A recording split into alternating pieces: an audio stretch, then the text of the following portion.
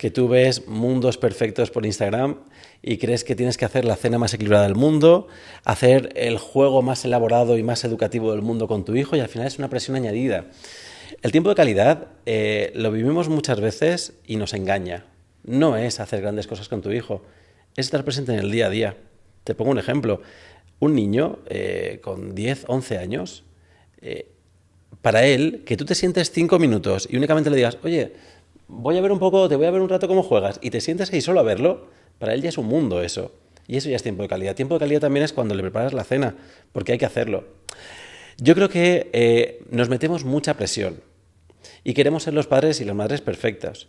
Y tenemos que empezar a entender que la perfección no es que lleve el polo súper planchado, que cada noche la cena sea súper equilibrada, es que si algún día no nos da tiempo, y esto va a ser horrible lo que voy a decir, pero no pasa nada porque cene unos cereales, si eso le va a dar 5 minutos estar hablando contigo.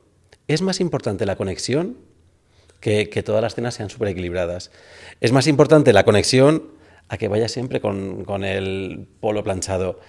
Y si hay piezas del Lego debajo del sofá, no pasa nada, es un hogar de un niño. Pero sí que empieza a pasar cosas cuando con tu preadolescente, con tu adolescente, no has tenido 5 minutos para decirle, cariño, ¿cómo estás? Cariño, cuéntame algo. Ese es el problema. Eso realmente es lo que tenemos que intentar evitar. Pero estarás conmigo que el lenguaje, más que el lenguaje, el vocabulario del adolescente empieza a disminuir de una forma radical. Acaba siendo el, vale, bueno, bien, ¿cómo te digo? Bien, vale. Ostras, es muy difícil arrancar 3 palabras más del bueno, bien, vale. Sí. Ostras, Javier, ¿cómo hacemos eso? Por Dios, o sea, claro. Ayúdanos, auxilio, Javier, sí, auxilio. Pero fíjate, me hace mucha gracia porque mi madre me decía lo mismo a mí. Javier, es que tú, a mí me llamas por Nirvana, por Kurt Cobain y todo eso, y mi madre me decía, es que estabas todo el día que no hablabas, todo el tiempo escuchando rock, todo el tiempo...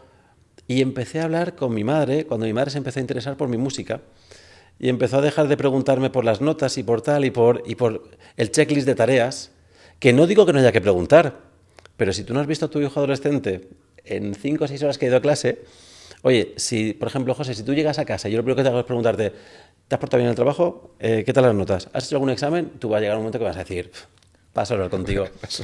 En cambio, si te pregunto, oye, he visto esto, mira qué vídeo más gracioso, o he visto esta canción o tal, la cosa cambia, la cosa fluye. Yo creo que es muy importante que sembremos momentos de comunicación, espacios de comunicación, pero neutros, que podamos hablar de cualquier chorrada. Por ejemplo, juzgamos mucho a los adolescentes por el 6-7 actual este que hay, que no sabemos lo que es. Pídele que te lo explique. Y sobre todo, no le juzgues cuando se lo digas. Porque ese 6-7 es a lo mejor algo que nosotros cuando éramos adolescentes teníamos otra frase y nos reíamos. Por eso yo creo que es muy importante no juzgarles e esforzarnos por comprenderles más. Estarás conmigo que el problema lo tenemos nosotros, ¿no? No los adolescentes. Sí, yo creo que al final, pero para muchas cosas, y por eso me gusta mucho el enfoque de la educación en positivo, porque los protagonistas son ellos, pero ponen mucho el foco en nosotros. Te pongo un ejemplo. Yo, por ejemplo, a mi hijo le he dicho alguna vez que no me grites, y se lo he dicho gritando. Yo me he quejado de que mi hijo es que no es nada autónomo, y me he dado cuenta que cuando llegaba a casa le decía, Javier, zapatos, fuera, mochila colocada, nos lavamos las manos y venimos a la merienda. ¿Y qué pasaba? Que cuando no se lo decía, mi hijo se acababa diciendo, ¿y qué hago ahora? Porque se había acostumbrado. Por eso me gusta mucho lo que dices, porque muchas veces sin darnos cuenta nosotros influimos en eso. Te pongo un ejemplo. Yo como padre quiero que mi hijo me cuente los problemas, sus problemas. Pero si cada vez que me cuenta un problema yo le digo, eso no es nada, o qué desastre, o que va, no puedes llorar por eso, yo tampoco los contaría. Por eso creo que influimos mucho más de lo que nos pensamos. Mira, ahora que te tengo a ti, voy a aprovecharme de ti, ¿vale? Sí, claro. Yo siempre he dicho, cuando me han entrevistado alguna vez por el tema de mi faceta de voluntariado, ¿no? Sí. ¿Qué opinaba de la educación? Y yo siempre decía, es que el problema para mí, y te lo voy a contar para que me corrijas, por favor, si es que lo digo mal, o que me digas, José, estás en lo cierto, puedes seguir diciéndolo. Sí. Pero yo siempre he opinado que nosotros educamos de espejo, ¿no? Creo que es evidente, ¿no? Estarás de acuerdo conmigo, lo que educamos de espejo de lo que vimos con nuestros padres y hicieron 100%. con nosotros, ¿no? Entonces, claro, yo me he dicho que nosotros al educar de espejo lo que hacemos es quitar lo que nos hicieron nuestros padres que no nos gustó, ¿vale? y dejar lo que nos gustó de nuestros padres y luego poner nosotros lo que creemos que tenemos que hacer. Claro. No sé si es correcto o no es correcto, pero yo lo veo desde ese punto de vista. ¿Qué opinas tú de ese juego del espejo, no o sí? ¿Estás de acuerdo con eso? ¿Funciona así? A ver, estoy de acuerdo con que mejor eso que directamente, es decir, porque al final tú como padre intentas hacer las cosas que te gustaban a ti. Y eso está muy bien porque son buenas intenciones. Pero yo creo que mucho mejor aún dar un paso más, ser empáticos. La empatía no es hacer lo que yo creo que me gustaría que... La empatía es conocer a mi hijo, a su esencia, a cómo es él, e intentar hacer las cosas que a él le gustaría. Te pongo un ejemplo. A mí, y me sabe mal si a alguien le gusta, a mí el fútbol sala nunca me ha gustado, nunca he visto un partido. Yo tampoco, ¿eh? Pues fíjate que tuve la oportunidad de ir con mi hijo, porque mi hijo estaba muy pesado con que quiero ir al fútbol sala, fútbol sala, fútbol sala. Fuimos, y no te voy a engañar, me sigue sin gustar. Pero adoro ese momento de ir con mi hijo al fútbol sala. Entonces, al final es algo que a él le gusta y eso es empatía. Pues va a parecer una tontería, pero desde que hago eso, mi hijo a lo mejor cuando yo estoy viendo un partido de baloncesto que me apasiona el baloncesto, se viene conmigo a verlo. Y a raíz de eso ahora le gusta más el baloncesto. Al final, cuando buscamos ese punto de encuentro, desde la empatía, es mucho más sencillo. A mí lo que me preocupa sobre todo de la educación que nos han dado nuestros padres, de ese espejo que tú comentabas, es cuando entramos en bucle, en modo piloto automático. Al final, cuando educamos de forma inconsciente, tendemos a repetir los patrones educativos que, por eso es muy importante intentar evitar los determinismos, el yo soy así. Tomar conciencia de lo que no queremos hacer y, si tomamos conciencia de eso, intentar cambiarlo. Y yo creo que eso es una parte fundamental a la hora de educar. El ser consciente de lo que no nos gustaba, más que incluso de lo que nos gustaba, y evitarlo al 100%, porque muchos traumas de los adultos vienen de heridas de la infancia.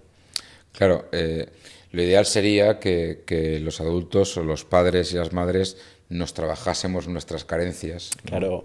Antes de proyectarlas sin querer, evidentemente, porque doy por hecho que nadie quiere proyectar sus carencias sobre nuestros hijos, ¿no? A veces es inevitable.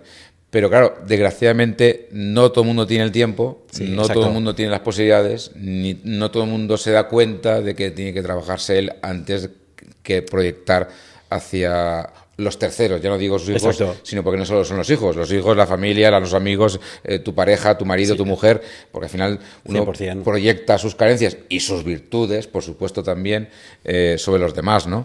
Pero claro, no afecta igual a un adulto cuando tú proyectas algo negativo o positivo que a un niño o un adolescente, ¿no? Exacto. Entonces, ¿cómo podemos desde ese punto de vista, si nos damos cuenta de nuestras carencias?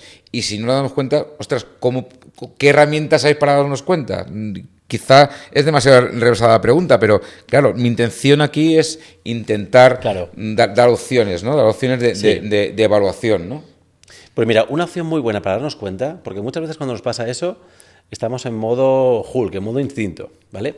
Entonces, muchas veces el tener diríamos, indicadores externos que te avisen de cuando estás así es muy importante. Por eso, si por ejemplo tú has decidido que no quieres gritarle a tu hijo, que me parece muy bien, dile a tu hijo, cariño, si alguna vez te grito, dime, papá, no me grites. Y ya tienes a alguien que te está diciendo y tú dices, ostras, es verdad. En segundo lugar, también es muy importante que seamos conscientes de lo que tú has comentado, de lo que no nos gusta, e intentar evitarlo. Pero ¿cuál es el problema? Que lo queremos trabajar directamente en la situación de crisis. Pues si tú quieres trabajar en no gritar, intenta en determinados momentos, no en la situación de crisis, intentar evitar los gritos. Por ejemplo, hay un truco muy bueno, que es que antes de juzgar y atacar o saltar, tú le preguntes, ¿qué ha pasado aquí? Y tú estás viendo lo que ha pasado aquí, estás viendo que ha pintado la pared, por ejemplo. Pero hacer esa pregunta ya está frenando el impulso. Por ejemplo, hay una cosa que hacía mi padre que era fantástica, que mi padre me decía, en un minuto vuelvo y hablamos. Y ese minuto vuelvo, yo me cuadraba porque era como, incluso a veces me decía, y piensa cómo lo vas a solucionar. Y yo me cuadraba, Qué bueno. yo me cuadraba. Y mi padre luego me dijo que eso lo hacía porque en ese momento me habría colgado las orejas en el techo. Pero de esa forma, pues, oye, se tranquilizaba. A lo que vengo es que si somos conscientes de nuestras carencias, es muy importante que busquemos cómo podemos solucionarlo. Cómo podemos, y sobre todo que lo trabajemos en el día a día. Y además, que impliquemos a nuestro equipo en el proceso. A mi mujer, por ejemplo, decirle, cariño, si ves que se me va la pinza y empiezo a gritar, avísame. Y eso no es perder autoridad. Eso es dar un buen ejemplo y sobre todo intentar pues paliar esas carencias que no quieres seguir reproduciendo. Claro, estarás conmigo que realmente la educación del adolescente empieza en la infancia.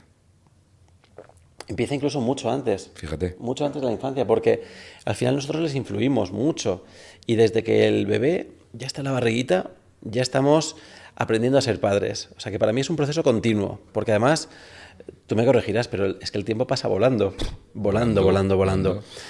Sí que creo que el proceso empieza en la infancia y por eso es muy importante que desde que son pequeñitos les ayudemos mucho, mucho a ser autónomos. Ser autónomos no es que nos hagan caso. No queremos, bueno, sí queremos. Queremos hijos obedientes, pero sobre todo queremos hijos que sepan pensar por ellos mismos, que sepan decir no, poner límites. Por eso es algo que desde la infancia, aunque incomode, tenemos que trabajarlo mucho. Que tu hijo te diga que no, que tu hijo tome decisiones, aunque eso quiera decir que un día va a ir con el pantalón del Madrid de fútbol y la camiseta de... Pero es muy bueno que puedan tomar decisiones y que el adolescente que va a ser lo empecemos a trabajar en la infancia.